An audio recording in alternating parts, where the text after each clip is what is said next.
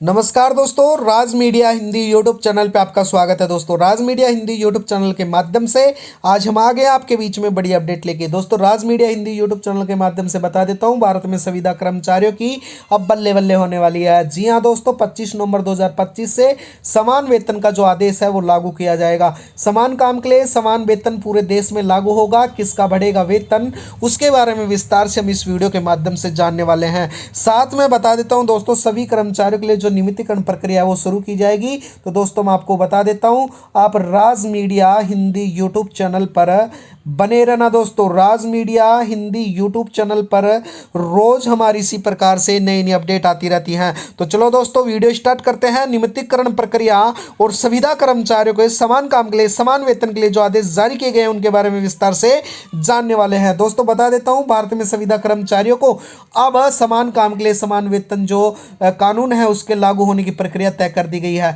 सरकारें और अदालत को लगातार इस दिशा में काम कर रहे हैं कि मुख्य उद्देश्य इस समान काम करने के लिए समान वेतन सुनिश्चित किया है। अनुच्छेद 39D के तहत एक संवैधानिक जनादेश जारी किया गया है, यानी कि जिसे सर्वोच्च न्यायालय का एक मौलिक अधिकार माना जा रहा है। प्रक्रिया और बिंदु के आधार पर बता देता हूं, यानी कि संवैधानिक आधार यानी कि समान काम के लिए समान वेतन के सिद्धांत में भारतीय संविधान के अनुच्छेद 39D के शामिल किया गया है, जो राज्य के निर्देशित करता है कि अब सुनिश्चित करेगा कि पुरुष और महिला को समान काम के लिए समान जो परिश्रमिक है उन्हें मिलना जरूरी है। साथ ही सरकार द्वारा दोस्तों बता देता हूं, राज मीडिया हिंदी यूट्यूब चैनल के माध्यम से सर्वोच्च न्यायालय द्वारा यह फैसला लिया गया है कि सुप्रीम कोर्ट के इस सिद्धांत को एक मौलिक अधिकार दर्जा दिया गया है, यानी कि समान वेतन का जो इंकार है अनुच्छेद 14 यानी कि समानता का अधिकार और अनुच्छेद 21 जीवन और व्यक्तित्व स्वतंत्रता का अधिकार का उल्लंघन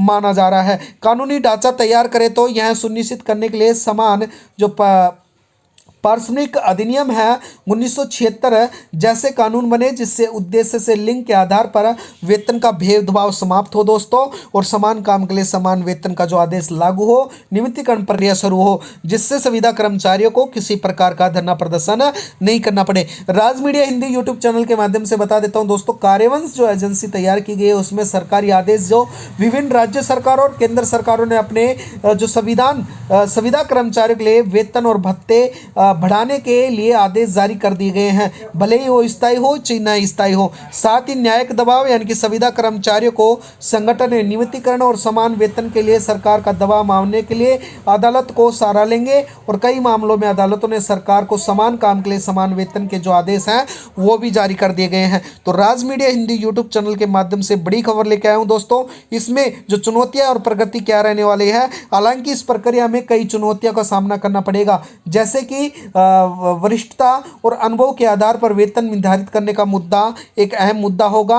अलग अलग राज्यों में अलग अलग नियमों में अंतर हो सकता है, लेकिन लगातार जो अदालतों का फैसला आ रहा है दोस्तों, सरकारी आदेश के कारण धीरे धीरे संविदा कर्मचारियों की स्थिति में बड़ा सुधार आने वाला है। इस प्रकार भारत के जो संविदा कर्मचारी हैं उनको समान काम के लिए समान वेतन को सुनिश्चित करने के लिए एक सतत प्रक्रिया चलाई जा रही है दोस्तों, जो संवैधानिक सिद्धांतों, न्यायिक निर्णयों और सरकार की नीतियों के महत्वपूर्ण योगदान माना जा रहा है दोस्तों। तो आप किसी भी सेक्टर में संविदा कर्मचारी हैं तो आपके लिए बेहद खुशी खबरी का न्यूज़ लेके आए हूँ दोस्तों। सिद्धांत का मुख्य उद्देश्य यानी कि समान कार्य के लिए समान वेतन दिया जाएगा, जो पुरुष महिला किसी प्रकार के हो। साथ ही व्यापक जो अनुप्रयोग है, यानी कि इस सिद्धांत से न केवल मूल वेतन लागू होगा बल्कि भत्ते और अन्य भत्ते भी शामिल किए जाएंगे।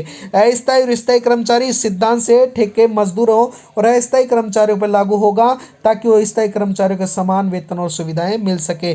कानूनी ढांचा यानी कि समान पारिश्रमिक अधिनियम 1976 और अवेतन संहिता 2019 जैसे कानूनों के मामले में जैसे वैधानिक जो संदर्भ है वो प्राप्त होगा। न्यायिक व्यवस्था यानी कि उच्च न्यायालय के भी इस सिद्धांत के बराबर रखा जाएगा, यानी कि अस्थायी श्रमिकों के समान मेहनत के लिए समान वेतन पाने का हक भी जारी किया जाएगा। साथ ही भारत में इसका मतलब यानी कि इससे लिंगिक समानता में बढ़ावा मिलेगा। साथ ही एक महत्वपूर्ण सिद्धांत बनेगा, यानी कि अब वेतन में लिंगिक अंतर से कम वेतन या करने का मामला नहीं होगा।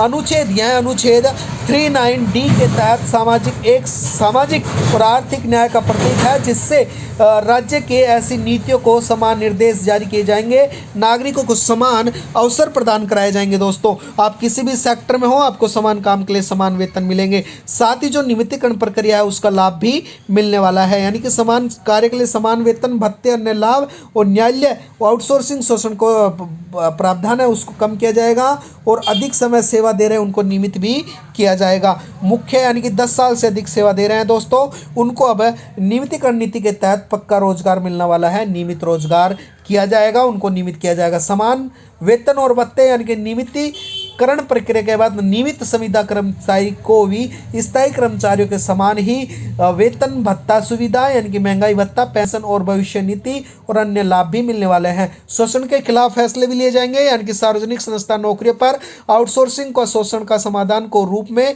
जो इस्तेमाल किया जाएगा, जिससे खासकर लंबे समय से काम कर रहे कर्मचारियों के लिए होगा। अदालत का फैसला बराबर रखा जाएगा। सुप्रीम कोर्ट ने इन अदालती फैसलों पे बराबर रखेगी, जिससे संविदा कर्मचारियों को नियमितीकरण प्रक्रिया का आदेश दिया गया था वो पूरा रास्ता साफ हो सके और जल्द ही संविदा कर्मचारियों को, पूरे देश में संविदा कर्मचारियों को पक्का रोजगार मिल सके। तो राज मीडिया हिंदी यूट्यूब चैनल के लिए आज का इतना ही दोस्तों। चैनल को सब्सक्राइब करना, वीडियो को लाइक करना, रोज हमारी इसी प्रकार से नई नई अपडेट आती रहती है दोस्तों। वीडियो में बनने के लिए धन्यवाद। आपका दिन शुभ हो। धन्यवाद दोस्तों।